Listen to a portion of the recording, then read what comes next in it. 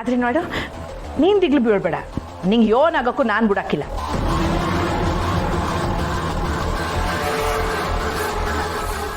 ಆದರೆ ಈ ಇಸಿಯನ ಸ್ನೇಹ ಮತ್ತು ಕಂಠಿತಕ್ಕೆ ನಾನು ಹೇಳಿಲ್ಲ. ಪಾಪ ಸುಮ್ಕೆ ಅವರು ಯಾಕೆ ಗಾಬರಿ ಬೀಳಬೇಕು ಅಲ್ವೇ, ಅದಕ್ಕೆ.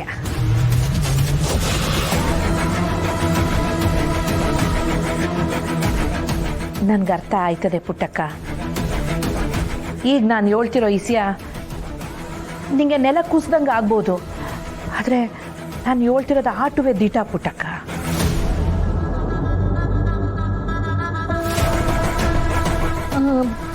ಅಮರೇ, ನಿಮ್ಗೆ ಇದನ್ನು ಯಾರು ಹೇಳಿರು? ನಿಮ್ಗೆ ಹೆಂಗೆ ಗೊತ್ತಾಯ್ತು? ಅದು ಪುಟ್ಟಕ್ಕ, ಅವ್ರ ಊರಿಂದ ಅವನ್ನ ಹುಡುಕಂಡು ಜನ ಬಂದವ್ರೆ.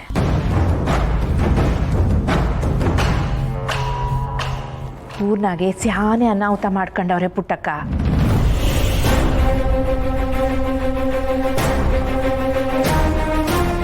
ಅವರಿಬ್ರು ಕೈನೂ ಸುದ್ದ ಇಲ್ವಂತೆ, ಕಳ್ರಂತೆ. ಊರ್ನಾಗೆ ಅದೇಟೋ ಮನೆ ಹಾಳು ಮಾಡಿ ಈಗ ದೇವಿಪುರಕ್ಕೆ ಕಾಲಿಟ್ಟವ್ರೆ. ಅಲ್ಲ, ನಿಂಗುವೆ ಅವ್ರ ಹೆಸರು, ಅವ್ರ ಊರು ಇದ್ಯೋನುವೆ ಹೇಳಿಲ್ಲ ತಾನೆ?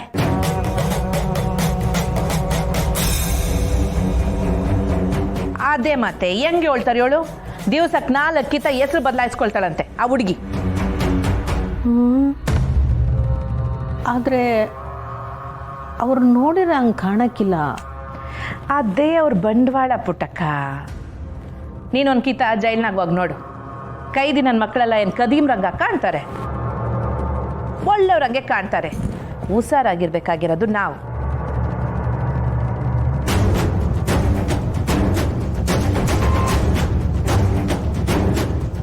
ನಿನ್ ಪುಣ್ಯ ಪುಟ್ಟಕ್ಕ, ಇವರಿಬ್ರು ಬಂದು ಈ ದಿವಸ ಆದರೂ ನಿನ್ಗೆ ಅವನು ಮಾಡಿಲ್ವಲ್ಲ. ಅಲ್ಲ, ಇದನ್ನು ನಿಮ್ಗೆ ಹೇಳ್ದವ್ರೆ ತೆಪ್ಪಾಗಿ ಹೇಳಿರ್ಬೋದಲ್ವೇ? ನಂಬಿಕೆ ಆಯ್ತಾ ಇಲ್ಲ. ಸತ್ಯವಳ ಅಜ್ಜಿನ ನಾನು ಇಷ್ಟೆಲ್ಲ ಹೇಳಿದ್ರು ಸುತ್ತಿ ಬಳಸಿ ಕೊನೆಗೆ ನನಗೆ ಬಂದು ಪ್ರಶ್ನೆ ಹಾಕ್ತಾ ಇದ್ದಾಳಲ್ಲ. ಪುಟ್ಟಕ್ಕ, ನಾನೇನು ವಿಚಾರಿಸದೆ ಬಂದು ನಿನ್ನ ಹತ್ರ ಹೇಳ್ತೀನಿ. ನಾನು ಹೇಳ್ತಿರೋದು ಆಟುವೆ ಪಕ್ಕ ಮಾತು. ನೀನು ಒಂದು ಕೆಲಸ ಮಾಡು, ಆ ಹುಡುಗಿ ಮತ್ತು ಅವಯ್ಯ ಅವರಿಬ್ರು ಎಲ್ಲವ್ರೆ ಹೇಳು? ಮೆಸ್ನಾಗವ್ರೆ.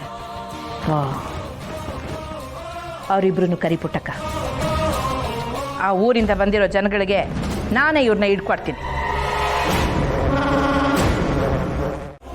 ನೀನೇ ನಿಮ್ಮ ಬಾ ಯಾರ ಇವ್ರಿಗೆ ಇಸಿಯ ಹೇಳು.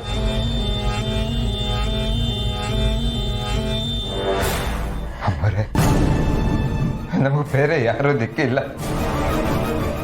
ನೀವೇ ನಮ್ಮನ್ನು ಕಾಪಾಡಬೇಕು.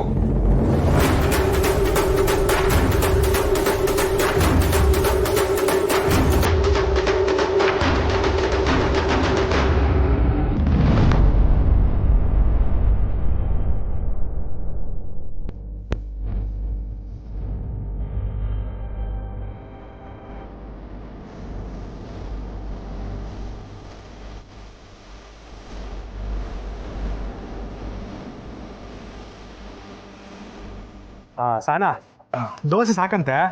ಗೋಡೆ ಖಾಲಿ ಆಗೈತು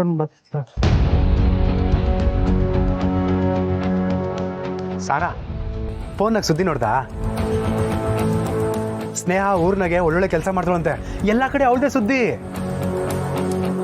ನನ್ನ ಫೋನಾಗ ತೋರ್ಸಮ್ಮ ಅಂತಂದ್ರೆ ನನ್ನ ಫೋನ್ನ ಸ್ವಿಚ್ ಆನ್ ಮಾಡೇ ಇಲ್ಲ. ಸುಮ್ಕೆ ನಮ್ಮ ಅಕ್ಕ ಫೋನ್ ಮಾಡಿ ಅದನ್ನ ಸಿಂಗಾರಮ್ಮನ್ಗೆ ಹೇಳಿ, ಯಾಕೆ ಸುಮ್ಕೆ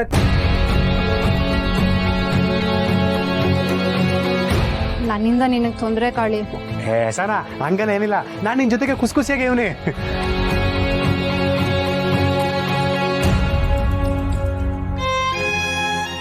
ಅಂದ್ರೆ ನಾನು ಊರ್ನಾಗೆ ಸುಮ್ಕೆ ಪೋಲಿ ಹೇಳ್ಕೊಂಡು ನಿಂತಿದ್ದೆ.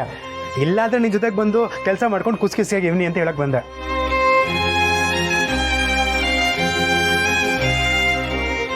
ಸಾನಾ, ಕೃಷ್ಣಪ್ಪಣ ಪೈಲೆಲ್ಲ ಹುಡುಕಿ ಸ್ನೇಹ ವಿಷಯ ತಿಳಿಸಿ ಅಂತ ಹೇಳೋರೆ.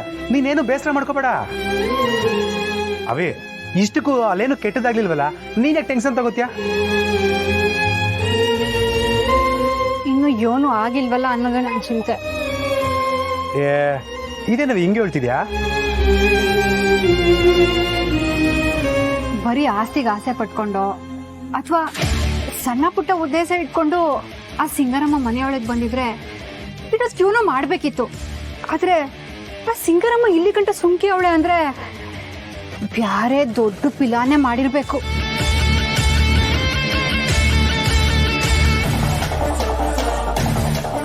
ದಿನ ಕಳೀತಾ ಕಳೀತಾ ಸ್ಯಾನೆ ದಿಗ್ಲಾಯ್ತೈತೆ ಕಾಳಿ. ಬಂಗಾರಮ್ಮನವ್ರು ಎಲ್ಲವ್ರೆ, ಅವ್ರಿಗೆ ಏನಾಯ್ತು, ಅವನ್ನ ಹೆಂಗ್ ಹುಡ್ಕೋದು ಯಾವ್ದು ಗೊತ್ತಾಯ್ತಾ ಇಲ್ಲ ಕಾಳಿ.